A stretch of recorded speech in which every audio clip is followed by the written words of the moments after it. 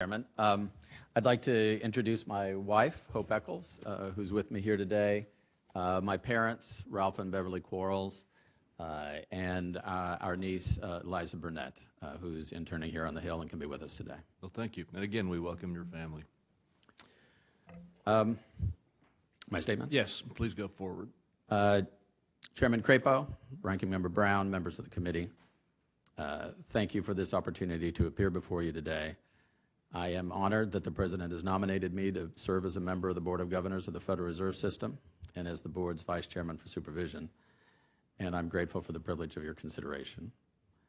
And I'm also very grateful for the support not only of my wife and family who are here, but of our 3 children, Randy, Spencer, and Hope Jr., who have put up with a lot in their lives from their father's public service. The Federal Reserve System occupies a central position in our country's policy infrastructure for promoting a strong economy and the stability of the financial system and supporting robust job growth in a context of price stability. I can assure the committee that were I to be confirmed as a governor of the Federal Reserve, I would be strongly committed to all these objectives. The specific position for which I've been nominated, Vice Chairman for Supervision, has a particular role in ensuring the safety, soundness, and efficient operation of the financial system. As recognized by the Treasury's recent report, regulatory policies that have been enacted since the financial crisis have improved the safety and soundness of the system. But as with any complex undertaking, after the first wave of reform, with the benefit of experience and reflection, some refinements will undoubtedly be in order. Former Governor Dan Tarullo, who is one of the principal architects of many of these reforms, said as much himself in a valedictory speech that he gave in April on the occasion of his leaving the board, stating that there are clearly some changes that can be made without endangering financial stability. The key question will be ensuring that as we continue to refine the system over time, we do so while maintaining the robust resilience of the system to shocks.